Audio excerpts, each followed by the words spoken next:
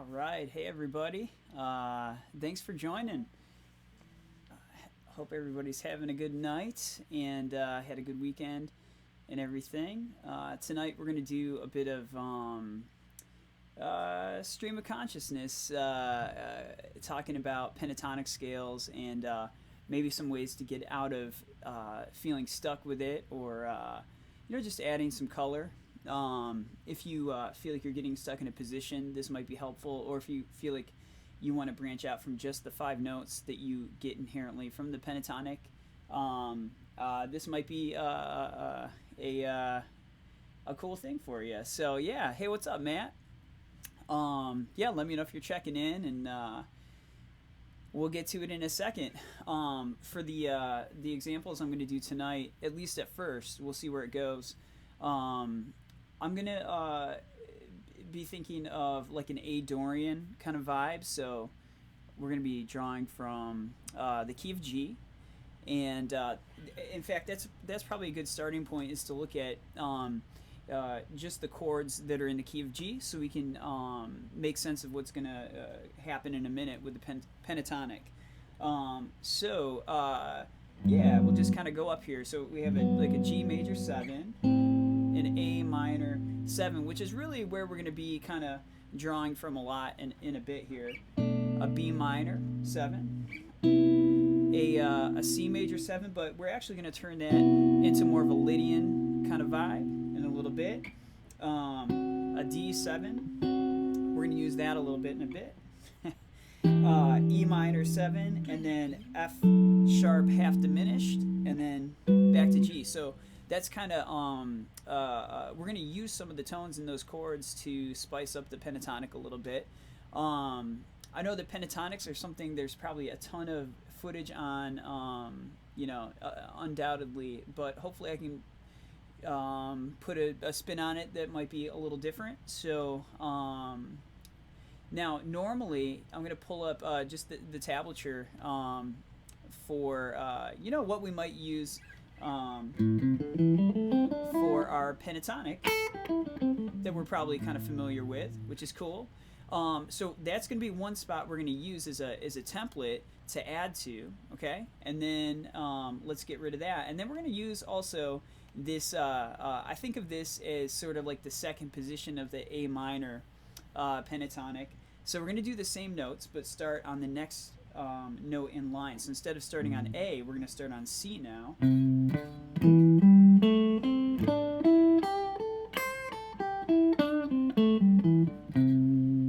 Okay, so that's the second spot we're going to be drawing from and kind of add as we go. And the third position will be right here. And I'm just picking a couple of them, so this could be applied to many other spots in the guitar, but just for simplicity's sake, we're going to use this one as well. So starting on 10th fret for D, and then going from there.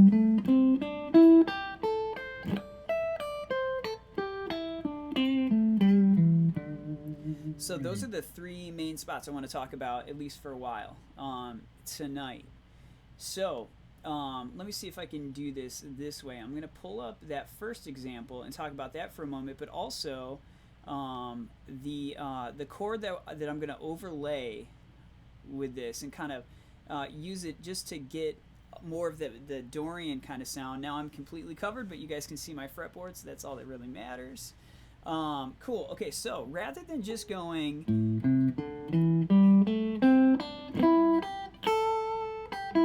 we're going to add in the only note really that I put in that chord that's going to be a little different is the major 6, which gives us a Dorian vibe. So if you were to strum the chord, you'd have something like that. So like a bar chord, minor 7, adding pinky to the 7th fret of the B string. So from that, just by adding that one note, that'll make things a little more interesting. And that's definitely a real, to bring it back to Phish and to Trey, that's definitely a Trey thing. You'll hear a lot of times him bending down from the flat 7 to the major 6. That happens all the time.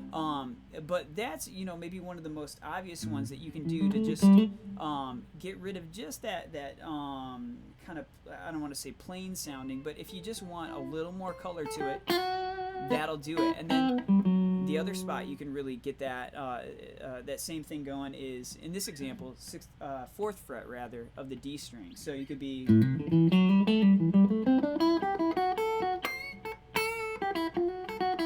and for me, that's like one of my favorite blues kind of licks, is going like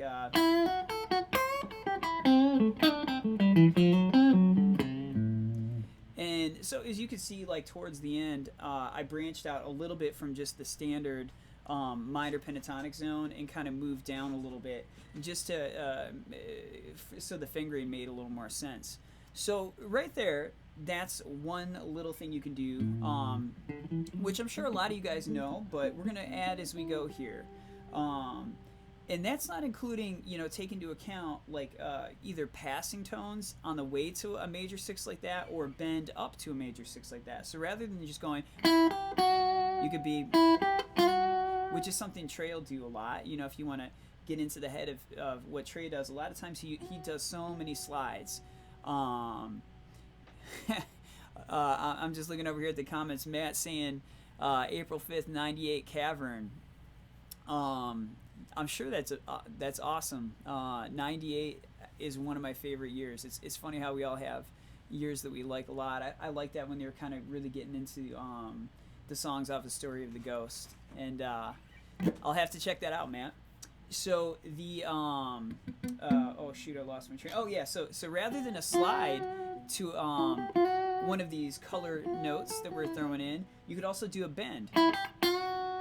And this is kind of, this is a bit of what's happening, I think, with that whammy pedal that Trey uses. So I used to have the, let me get rid of some of this stuff.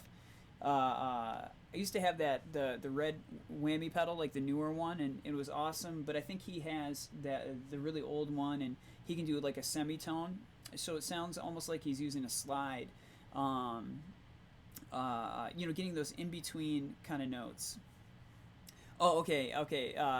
That Cavern has a funky minor 6 jam. Yeah. Oh, yeah. So it's like, it'll be on that kind of stuff. Like, I was thinking like Sand could be a good example of, especially talking about A minor or A Dorian kind of thing. That would be, you could find some good examples of this kind of thing. But yeah, the whammy pedal, you can emulate that without it, just by going, a fret below whatever you want to target. And then bend up to it, or the other way around. A lot of times he'll be on a flat 7, and then, he'll pre-bend to a flat 7 and then come back down. Like, that's something you'll hear a lot. And then bending up to it, which is really cool.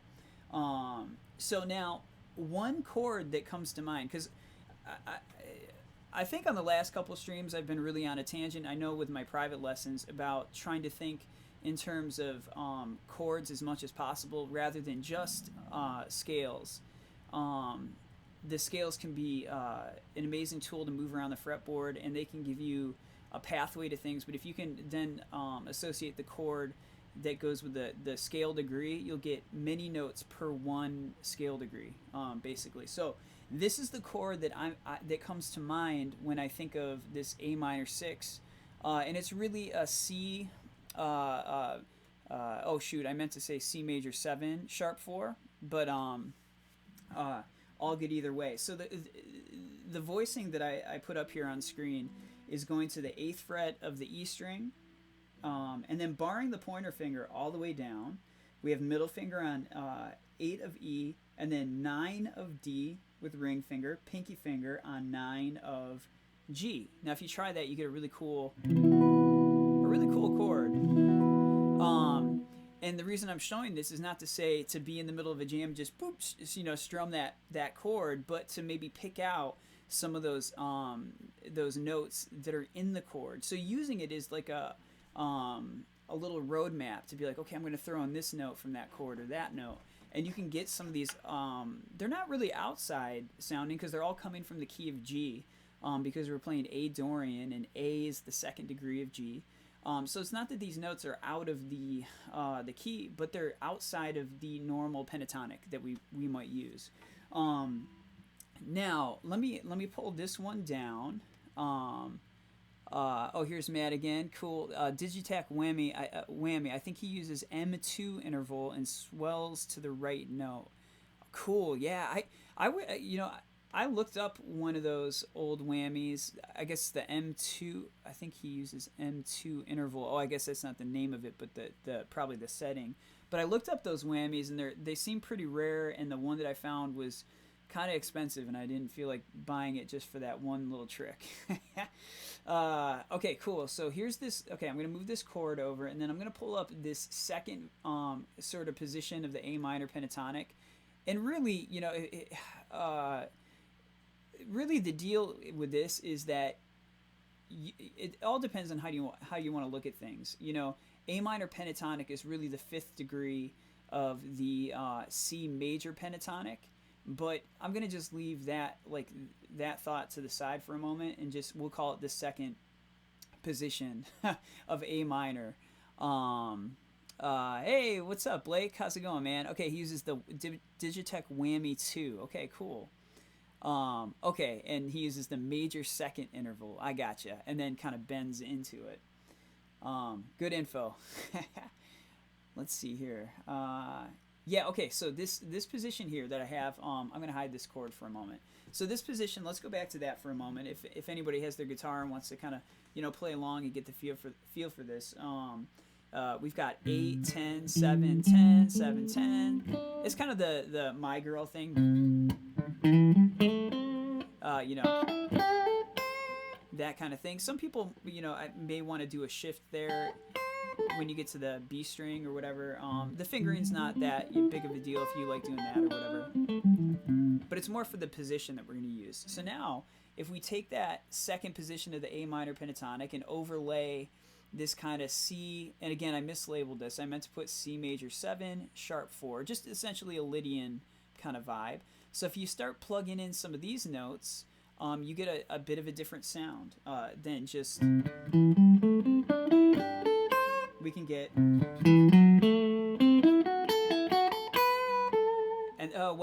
And I threw in the major 7 there, which is a B natural.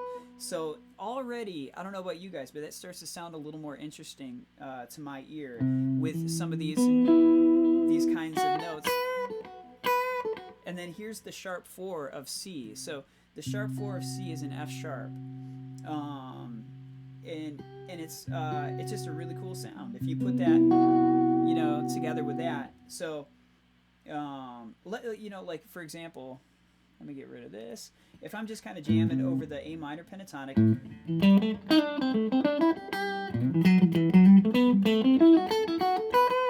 it gets into that vibe of like It's Ice, when he's like, I can't remember the rest of the lick right now, but it just is a cool sound. You get this kind of vibe instead of just a C major.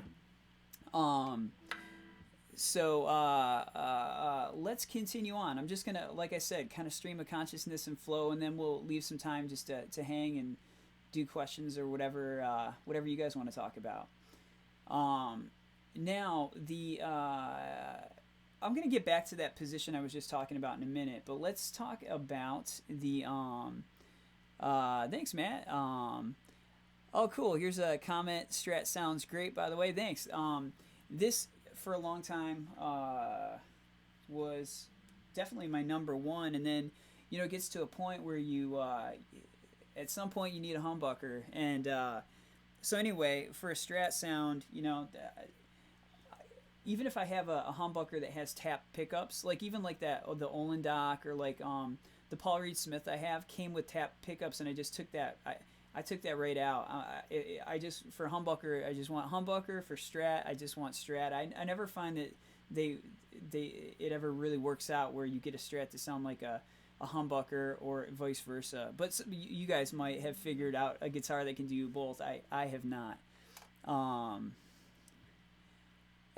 Shred before bed. I love that. What's up, Uncle Mo?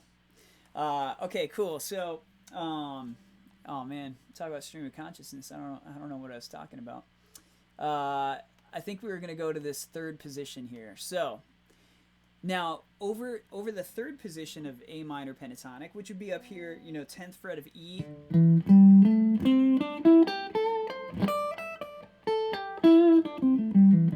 So again, it's just those same 5 notes, and it's not that it's, there's nothing wrong with it, but if you want to get a little extra spice happening, you may want to think about putting like a, gosh, I got to get my my chord off to the side here, and then I'll bring this back. So let's try overlaying sort of a D7 vibe over that position that I just threw up there. So now the fingering that I put up here for this D7 is kind of goofy, but it's more, again, just it's like looking at dots, coordinates on a map. It's just so you can kind of map out where you're going to get those tones when you go to do your lead.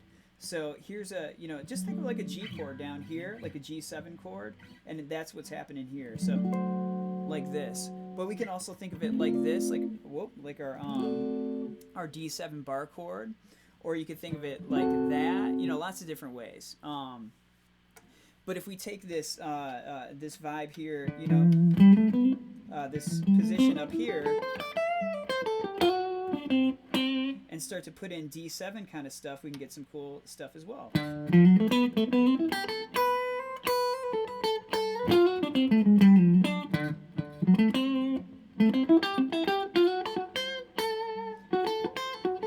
Especially if you make it a D9.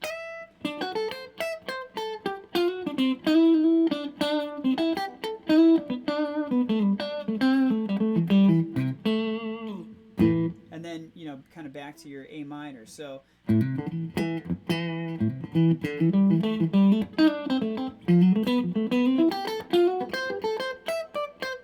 then back to that other position, like the C Lydian.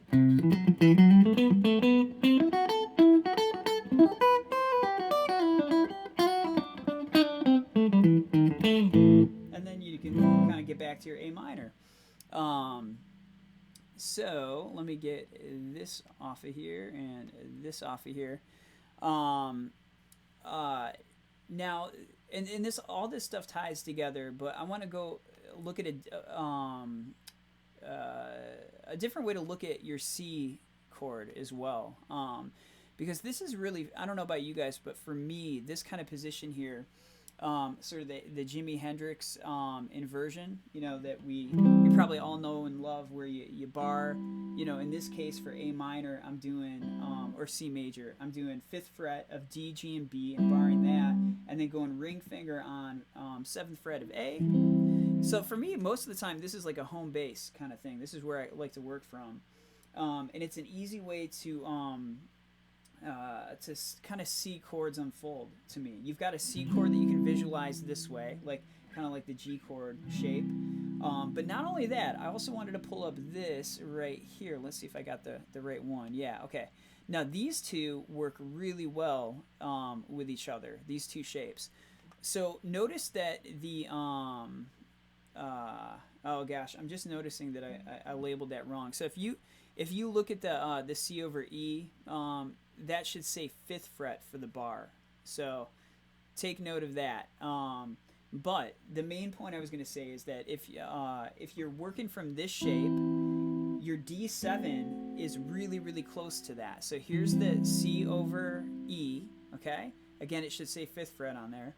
And then here's this D7 over A, and it's really with no root. But just so you can see the shape of it, here's the C, here's the D7. So those are two ways you can really quickly see those chords and use them in a jam, especially if you're in this kind of root A minor position. Whoa. And then for the C, gosh, I can't play tonight. And then D7.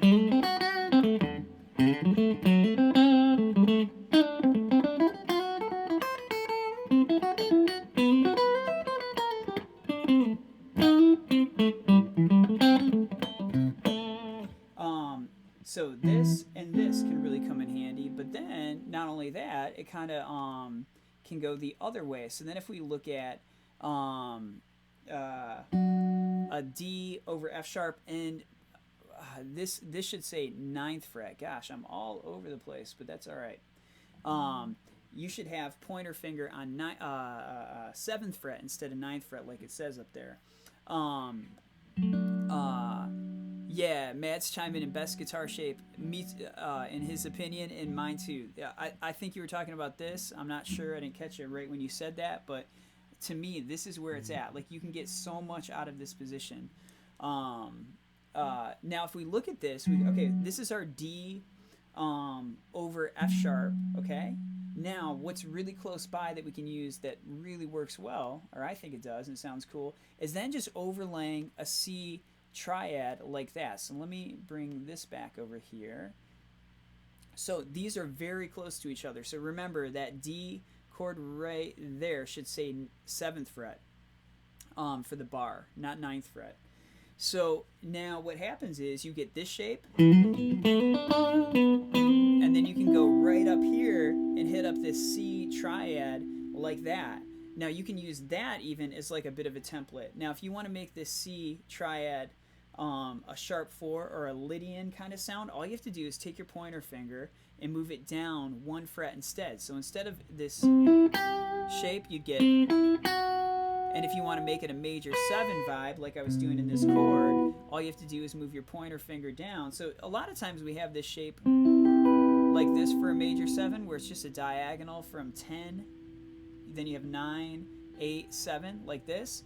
Well, if you just make these both on the 7th fret and keep the rest, it really can change the sound of that, and you get other stuff happening that you maybe otherwise wouldn't have had if you're just thinking of pure pentatonic or just A minor or so on. So yeah, and you can use these as ways to kind of launch up the fretboard too. If you're stuck, if you're feeling like you just can't get out of this first position of the minor pentatonic, let me get rid of those. You can use these as a way to launch up. And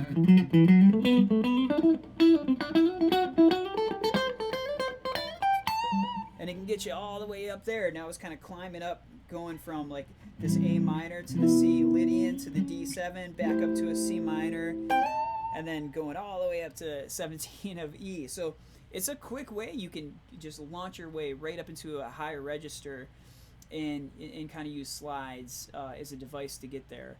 I made a bit of a lesson. I have a PDF called gosh, what is it called? Connecting Pentatonix or something. After the stream is done, I will link that in the description if you're interested and just want a cool way to get from one point to the next using pentatonic. Now, in that thing that I made that I just referenced, it doesn't get into these color tones, so you can then you can take that and add to it and get a whole other world of stuff going. So all of that's really just taking into consideration 3 chords. I'm really thinking of an A minor, a C Lydian chord or a sharp 4, and then a D7 chord. Now we're in the key of G, so again, like I started out, you can also reference stuff from a G major 7, B minor. Oh, more on that in a second. Here's the C, here's the D, E minor, F half diminished, which is really just an inversion of the D7, but it would be like a D9, and then all the way back up. So all of those are things you can draw from as well, but I just remembered something I did want to talk about here. And that is that, let me go back to this second position of the A minor pentatonic, or you could just call it C major pentatonic. Take your pick, it's the same thing. The other thing you can do that's really cool is, and I forgot to tab this out, but take this and mix it with B minor pentatonic as well. So what that would be is kind of going between, so that's the thing I have tabbed right there, going between those notes and then between the B minor pentatonic. And that is another way you can get, what you're going to end up with is like a 9th sound if you're playing it over an A minor. you're going to get the major 6 in there, and then you're going to get some of the other notes that are in there anyway. There's a D, there's an E, an F sharp, so there's some cool stuff in there. But if you mix it in with these other positions, it really ends up being this other kind of sound. In fact, what I should probably do is do like a little loop here. I'm going to do kind of a sand kind of vibe here. Let's see.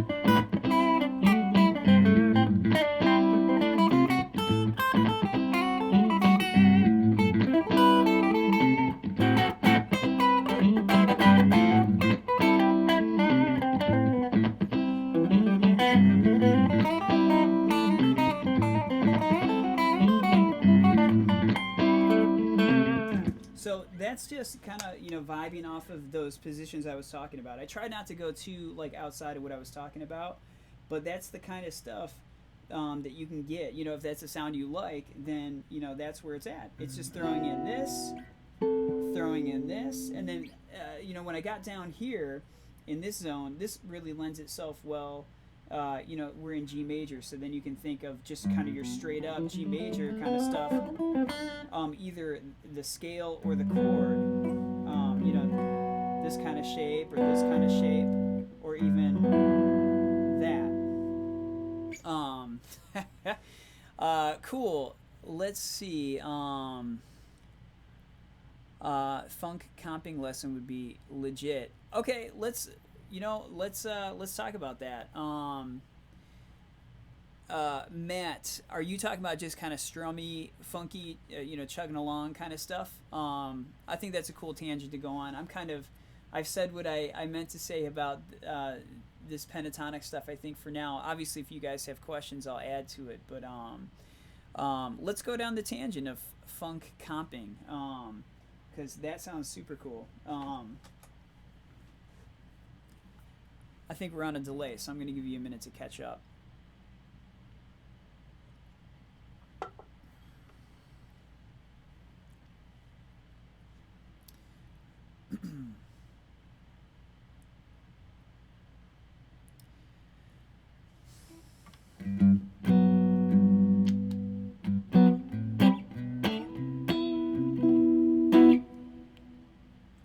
Funk chords and inversions, I guess. Okay, cool.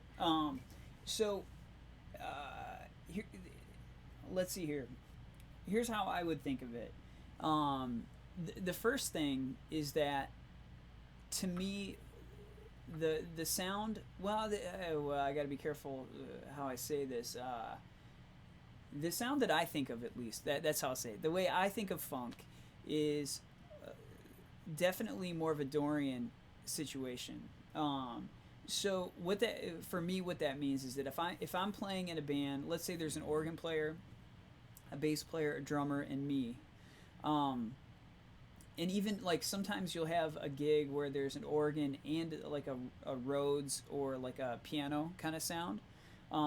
If that's the case, I'm like never playing bar chords, because you're already fighting, as far as with the frequency battle. The bass player's already holding down that stuff.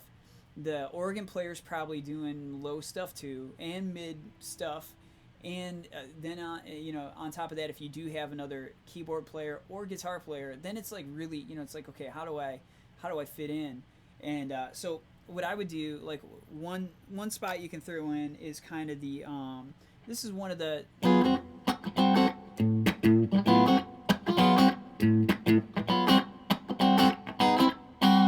this kind of thing. So all that is, it's kind of I don't want to say cliche, but it's probably not.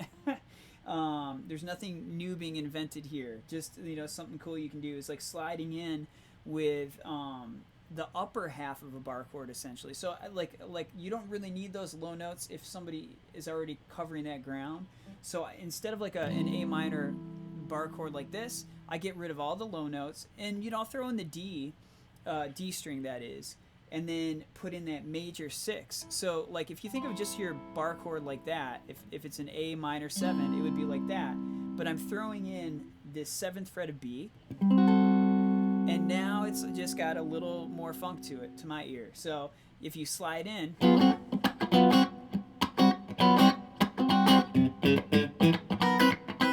and then that sound is putting in the 9th, which I didn't mean to do, but I'm glad I did.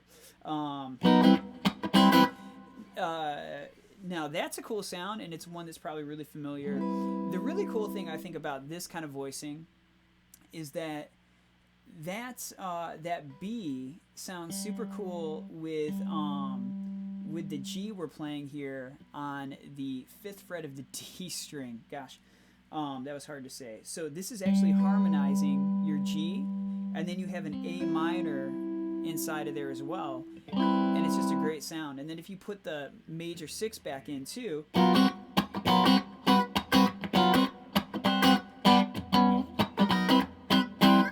that's a good way to go. So that's one way you can go with it. And then the other thing, now, because Matt was saying funk chords and inversions. So then what I would think of, the thing that is almost the exact same vibe to me, is then doing that C Lydian. Let me pull this up actually again. Where is that one? Oh boy. This one. Pretty much if you take like the top half of what I was going for with that chord voicing, you would get something like, and all these examples are kind of like an A Dorian vibe. So like,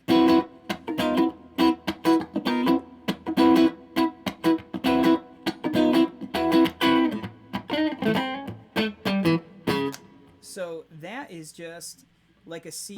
It's the thing I was talking about earlier. Instead of just a C triad, you keep these notes, the 10th fret of D, the 9th fret of G, but then bar the B string and E string, in this case on the 7th fret.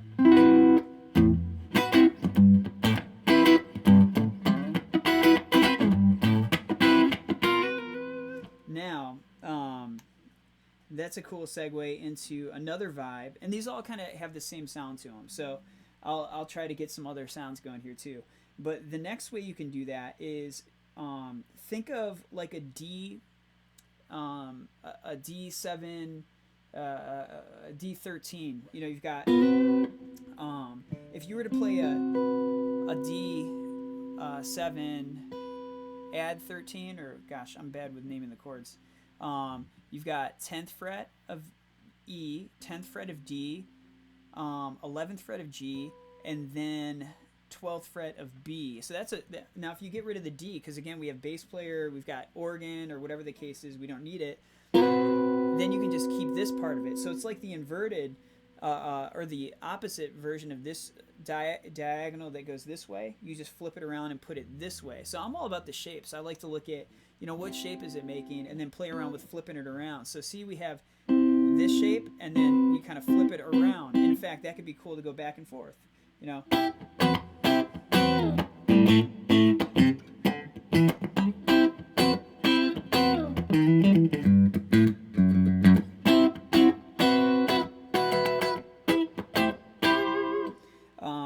So then, like toward the end, what I did was just put the 12th fret of E into the chord as well. I love that.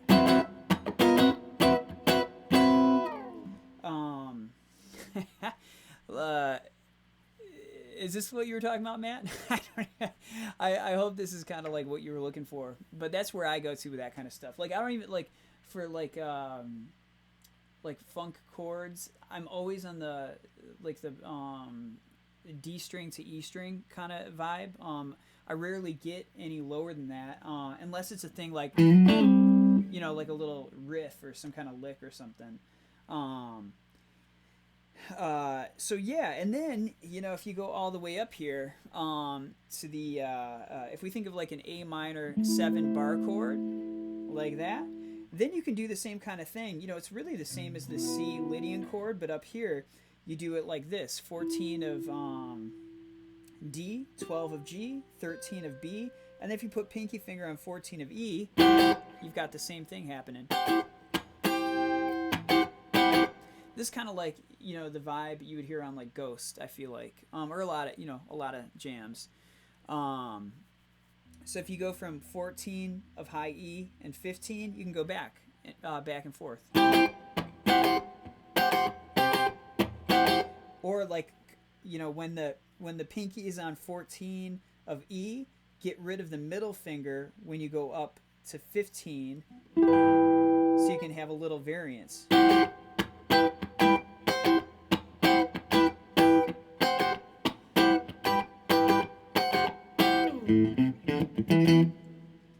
So let me get rid of that, and I'll just do like a.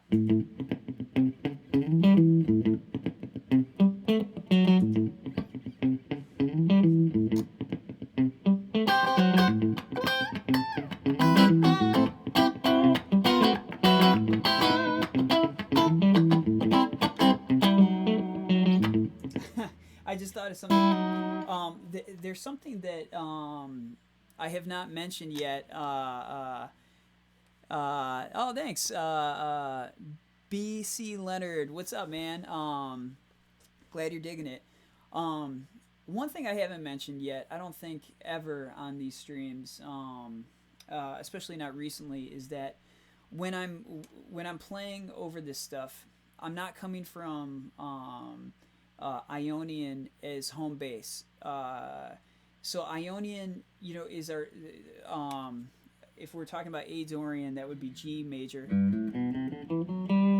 My default scale that I'm always going from is what's called the sixth diminished scale, and all it is the same exact thing as the typical Ionian major scale, but it has both a major 6 and a minor 6. And I like to call this the Barry Harris scale, because that's the guy that I heard it from my teacher, who's a really great piano player. I studied with him for music theory kind of stuff, and he kind of put me on to Barry Harris. But long story short, it's been life-changing. So the way that I think of it is using the 7 modes over the 6th diminished scale. So instead of, it would be, and so what you get is this cool you get it changes everything basically. Instead of just that minor major 6, you get the minor 6, and it means that your normal position that would be Phrygian can become a dominant as well. So in the key of G, that means that my B minor now can still be a B minor if I want it to, but I can also make it a B 7. I can make it a B7 sharp 9 or a B7 flat 9. And that's all. The main point of that is that that's all within that scale. So I'm not having to go outside of that scale to get those sharp 9s and flat 9s. They're already there. I probably can't get too deep into that tonight. I'll probably have to do a separate thing on it. But in the meantime, if anybody's interested in that, you can email me, or just look up Barry Harris 6th diminished scale, and it's really truly it changed everything for me. So for what it's worth, but you get this kind of sound, you'll hear a lot in kind of like gospel kind of playing, like.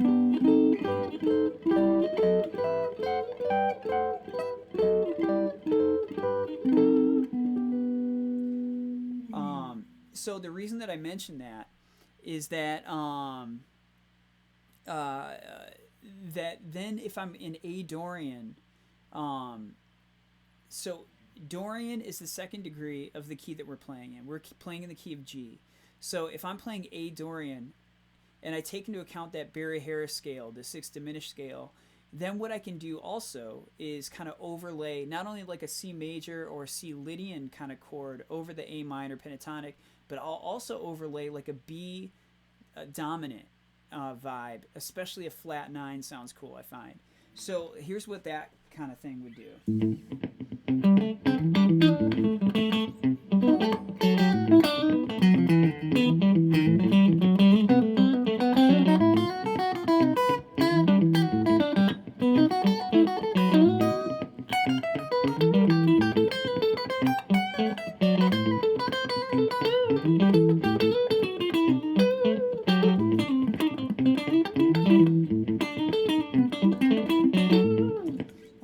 So there's a sound to that you aren't going to get from just the major modes as we kind of know and love them usually. Anyway, that's my tangent on that. If anybody wants to know more about that, we can definitely talk about it another time. But I didn't want to muddy the waters too much with that. Like, there's enough just with the 7-note scale, really. Dude bro. I love that. Cool. So let me catch up with a couple of the comments here. I play backing track stash a lot, so how wild. I have this way of thinking with the D minor chord. I'm just trying to relate it. Okay, now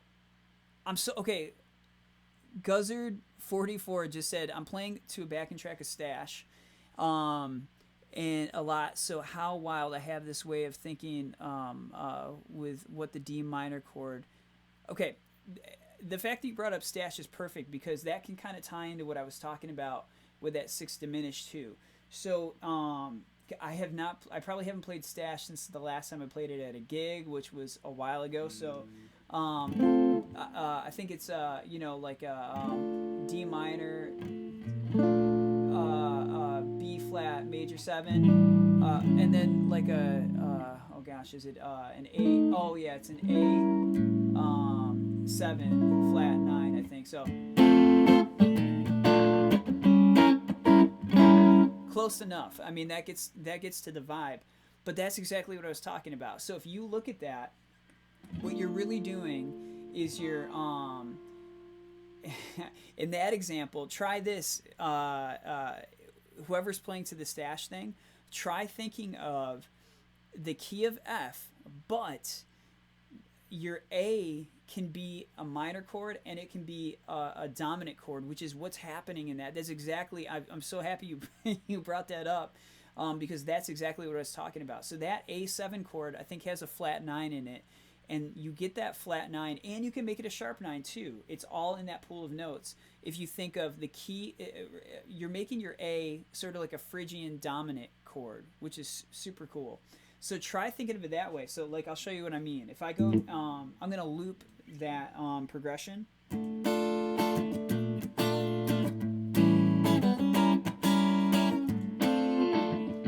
So there's my kind of fake stash chord progression. And then I'm going to try thinking of like the key of F, but then making the A, instead of Phrygian, which is normally a minor chord with a flat 9, I'm going to make it dominant.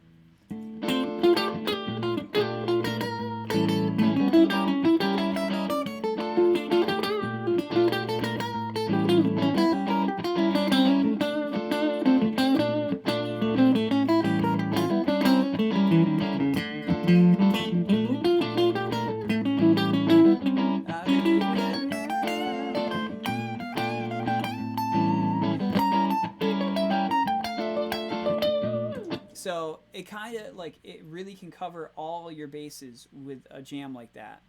I am truly all over the place tonight, but it's kind of fun. So how you guys doing? What is that making sense? I just want to check in with you guys and see if there's anything else you guys want to talk about. Yeah, so just, thinking of chords over the pentatonic that you're playing could be a good way to get you into a different avenue if you feel stuck. As far as I can tell, that's a good way to do it, because thinking in a chordal kind of way, you get more notes per thought, per concept. if I'm thinking of the G major scale and I think of the fourth degree as C, well, I'm thinking of one note. But if I think of, oh yeah, C is a Lydian chord, it's a major chord with a major 7 if I want, and a sharp 4. Or if I'm thinking of the fifth degree, well, that's a Mixolydian kind of vibe. You can throw in your flat 7. You can throw in a ninth, which always sounds good. So you just get kind of more bang for your buck mentally. You know, it's so hard to get to the ideas we want sometimes. So whatever almost shortcuts we can do, the better. Okay, Matt. You're still trying to wrap your head around Barry Harris. Were you familiar with him already, or like you're talking about just you're trying to wrap your head around what I was just talking about, or I'm happy to like go down the rabbit hole on that if people want to. It's like my favorite thing ever. It's like my favorite guitar playing stuff is a combination of like Trey and then Barry Harris, who doesn't even play guitar.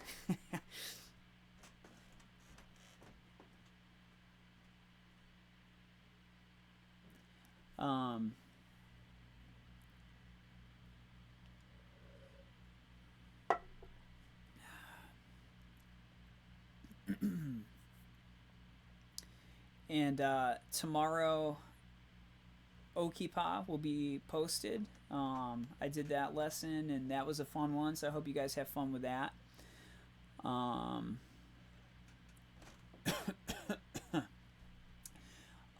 Okay, so Matt's saying I've seen some videos of him. I'm familiar. We'll just take a few dozen hours of practicing. Yeah.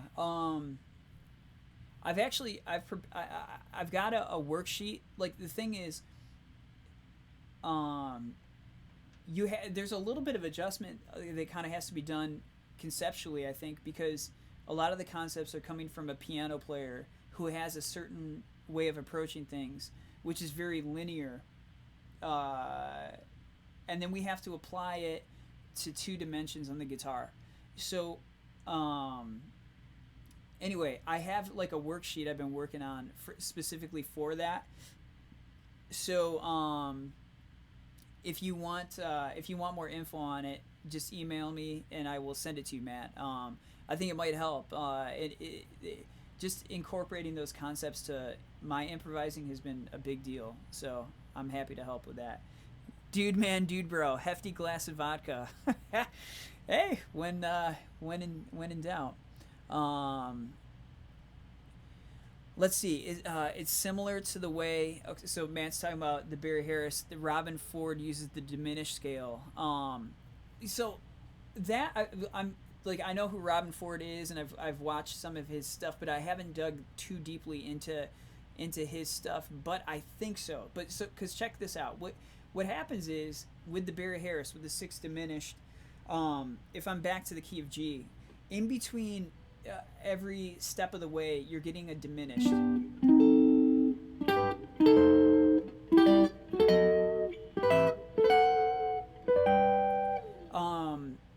So I think that's a really interesting thing, and the other thing about it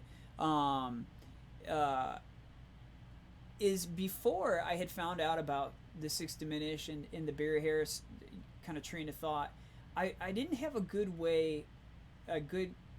framework to make a diminished sound good over a major situation. So if I'm gonna just like drone like a G major kind of vibe.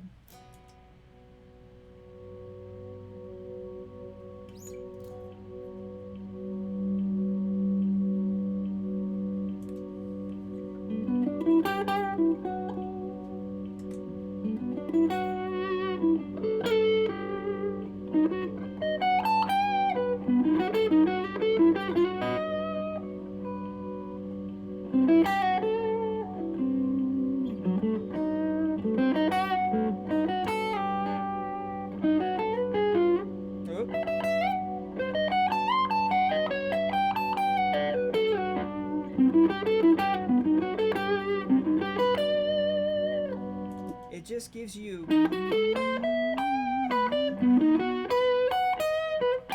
some sounds that wouldn't otherwise be obvious, you know, if you were playing it over a major situation.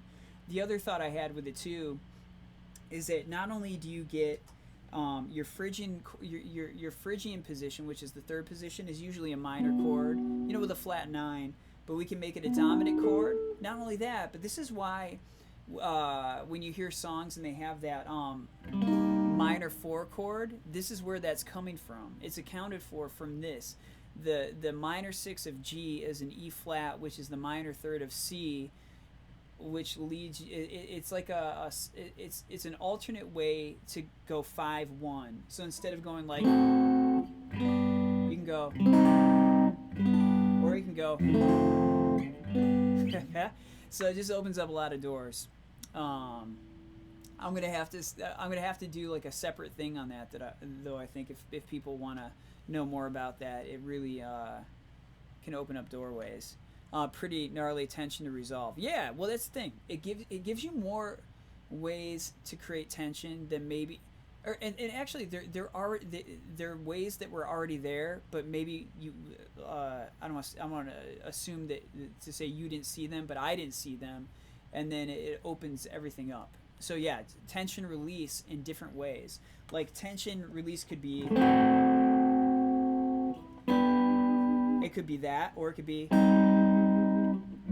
like that, or it could be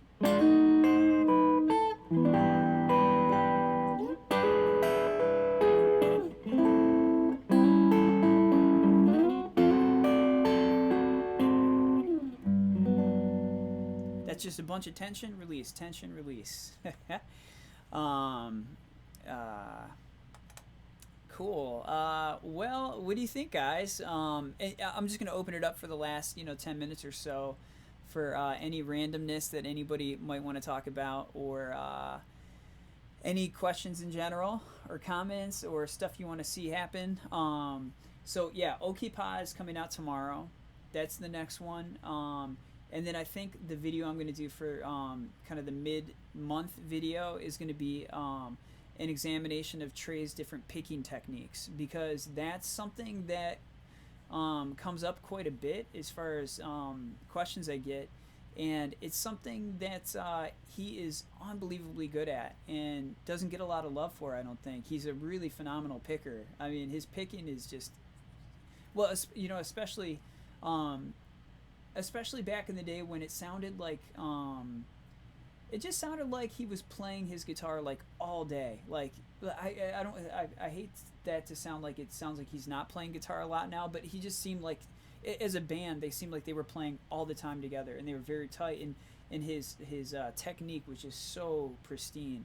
But his picking in particular is amazing, and so that'll be the video for kind of the middle of the month.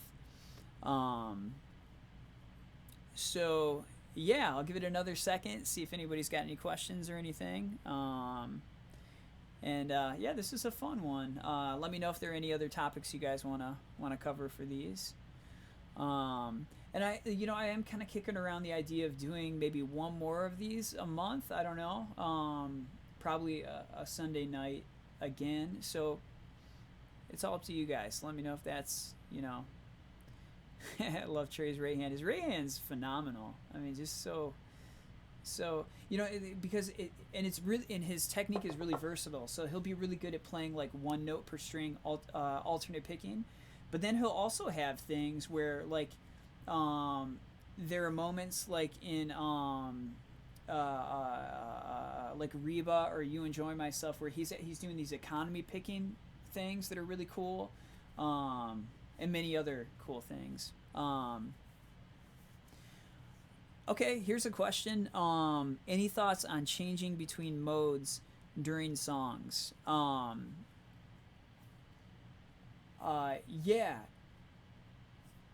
But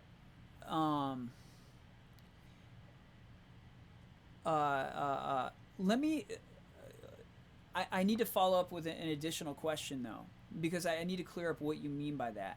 When you're saying going between modes during songs, are you saying changing keys, or just changing the modes in one given key? So let me know really specifically what you meant by that, and then I'll answer it, because I'd have two different answers depending on what you say. So I'm gonna wait for you to get back on that. And then Matt saying, how do you like your Olin dock? I bought a used one and sold it. Didn't really like it. Maybe it wasn't set up correctly. Okay, yeah. So I did the Olin dock demo, and there were a couple people that they were cool, and they were being cordial and everything, but they were like expressing some well, number one, that they had a bad experience with Robert Olson, who owns the company, and I think maybe one or two of them had a guitar that kind of like you said didn't pan out. They didn't like it, and I'm happy that they voiced that opinion, because well, one person said he was worried that people would see that video and think that that's what they would get, or the video that I made, and then influence somebody. That's why I'm always hesitant to say I didn't want it to be like an opinion thing, because I didn't want to say you should do this or shouldn't do that, or this is good or that. I just have people ask me about it, and so I thought it'd be cool to do a demo on it. Okay, now here's my thought on it. The guitar is it's a really cool guitar. It's a really versatile guitar, but if I want to judge it against like how well even like this Strat plays, or the quality of build, even with this is just a standard Strat from I think this is like a 20, I don't know, 13 or 14. There's nothing, absolutely nothing out of the ordinary about this guitar, but it's just solid. It's just really, it's been a really solid guitar. It plays really, really well. If I judge it against something like this, or my Paul Reed Smith, or my Heritage, it's not really close. Like especially the Paul Reed Smith, that CE24, it just, the way that plays, and it just, the way it feels. I know a lot of people complain about that guitar too, so everything's subjective, but it just feels like a really quality instrument that plays really well. Just to my fingers, I like the way that it plays. Whereas the Olin dock, I have to really work for it. And so like when I'm trying to do, like especially with these lessons, and I'm doing these songs like Okipa, I was practicing during the week to shoot the video, and I was trying to do it on the Olin dock, because my original thought was I'm going to do it like on Lawn Boy. I think what they did was they amped his mic, and then they had a mic, like a condenser mic, on the guitar to pick up sort of the acoustic sound of it. So I was going to do that, but then when I was practicing it, it was just so much harder to play on that guitar than like the Paul Reed Smith. And so then I went to the Paul Reed Smith, because I'm like, it's hard enough anyway, and I don't want to have to fight it. So I like the guitar. Would I highly recommend it? I don't know.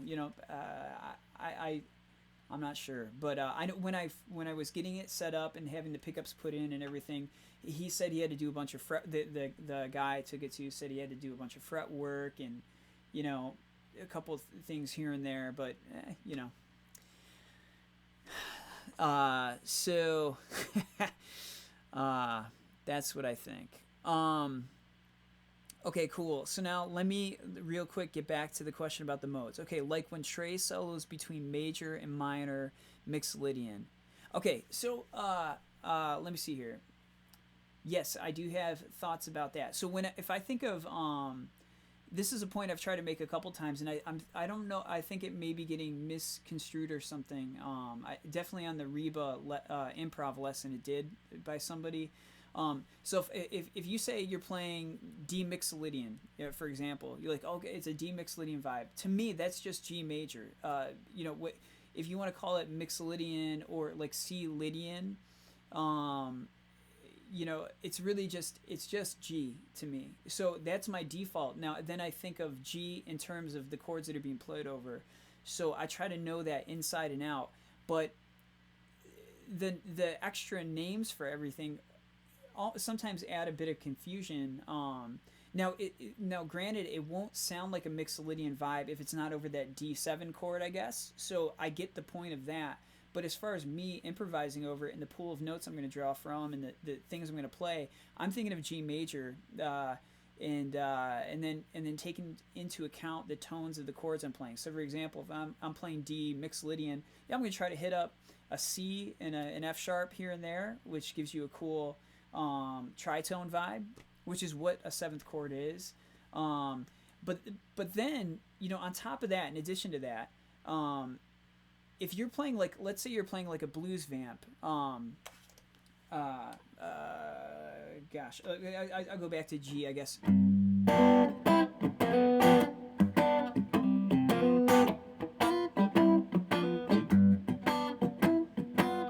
You know, something like that, whatever. That's my cheesy blues thing. Really what's happening to my ear on a situation like that, or what I do, is I go between, I'm really thinking of two keys at the same time. I'm thinking of the key of C and then the key of F. Okay, so what I mean by that is I'm going to go between G Mixolydian, which is the key of, that's just C major, and then I'm going to mix that with the G Dorian kind of sound, kind of like I was talking about in the context of A minor at the beginning of the video. I'm going to go between stuff that sounds cool with a G7 sound,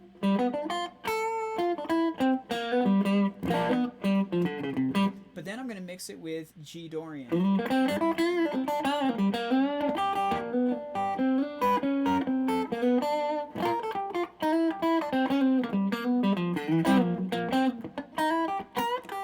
Because that way you get the major 7 and the minor 7.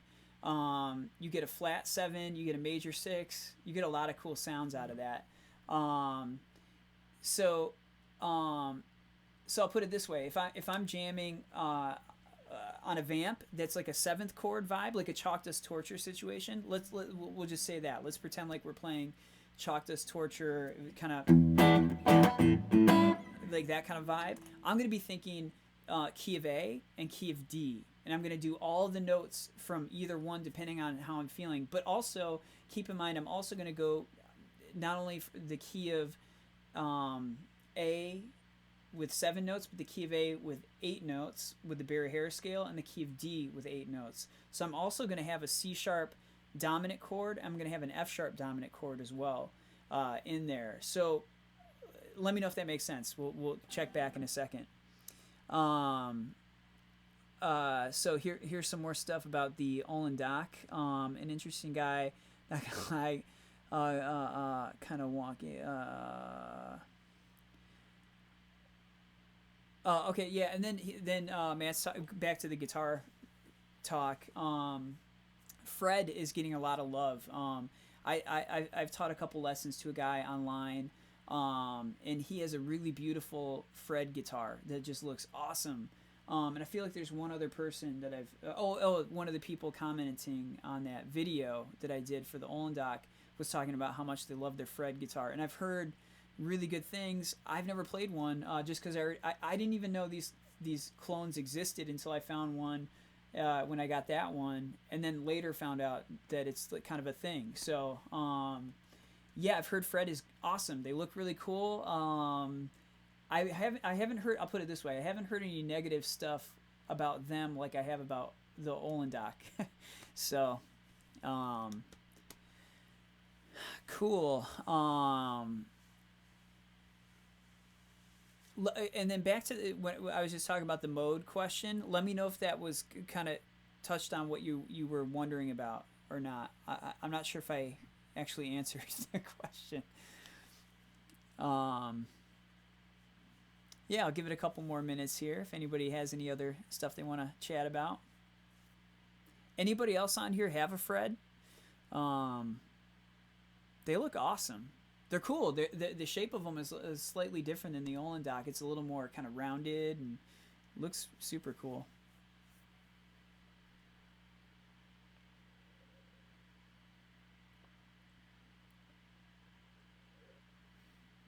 Okay, cool. That kind of answered the mode thing. Yeah, cool. So, back to the mode question. Because you were when I said over Chalk Dust, like a situation like that with a dominant chord, I'd really be thinking of 2 keys at the same time. However, if it's more of like, let's say, a jam like Sand, where it's really just vamping over like an A minor kind of thing, then I'm more likely to be a little more static with what I'm doing. Like I'm not gonna throw in the major third there. You know, so if I'm playing sand kind of jam, and I'm in like an A Dorian vibe, I'm just gonna probably kind of get comfortable with the key of G and kind of stay there. But what I mean by that is I'm going to play all of the modes of the key of G. Maybe not all of them, but I'm going to hit on a lot of them is ways not even always necessarily to get a different sound, but to get me into a different position, and then maybe I'll find something cool and new that way. So I'm thinking of it as positioning. The way I think of modes is just a spatial thing. I already know what I know what the sound of like a Lydian chord is, like, so I'll put that in if I want it, but knowing that the Lydian is the 4 of the key that I'm really in. I hope that makes sense. Cool, guys. Well, I think that's good. I hope you guys enjoyed that. I'm gonna include a couple PDFs a little after the stream here. I'll put links in the description. One for connecting pentatonic runs. You know, being able to go from like 5th fret A minor pentatonic all the way up, and using slides as a way to get up using all 5 modes, because the pentatonic can have modes too, just like anything else. And then I'll have one kind of that relates to more of the stuff I was talking about tonight, specifically with the chords I was referencing. And cool. I hope you guys dug it. I hope you guys enjoy the Okipa lesson tomorrow if you get a chance to check it out. Oh, here's some sand videos would be great. Yeah, cool. Let's if anybody has a specific cool jam for sand that they would like a look at, let's do that for next time maybe. Just leave a comment with the like a minute of the jam that you would like to look at. Anything more than that, it gets to be a little too much. But if you have a specific thing, let me know. Thanks, man. Yeah, I finally I had to get the glasses. I actually should have been wearing glasses the whole time, but didn't like the script I had. So yeah, thanks. Well, cool. Thanks so much, guys. I really enjoyed it. And also, you know what I meant to say at the very beginning is thanks to the people on Patreon. I've had I'm almost up to 20 people, which isn't a lot, but it means a lot. Even if you don't do that, I know you guys are engaged, and I really appreciate it. And but the people over there, thanks so much. If any of you guys are watching, I really appreciate it. It helps keep me. My main motivation definitely isn't money for this, but it definitely helps to kind of. It's just a lot of work, so thank you. I appreciate that. I appreciate everybody anyway, but thank you. Okay, so I just got a question. Will this be up on your YouTube? Yes, I'm just going to leave this up. This will be up for you to view after. I think it takes a minute to kind of process and load, but I'll leave it up. And then thanks for all you do. For learning all these helps so much, even though I have no idea what you're saying. Thanks, man. Thanks for checking it out. I'm always happy to help. And have a really good night, guys, and I'll see you soon. Yeah, I'll see you next time. Thanks.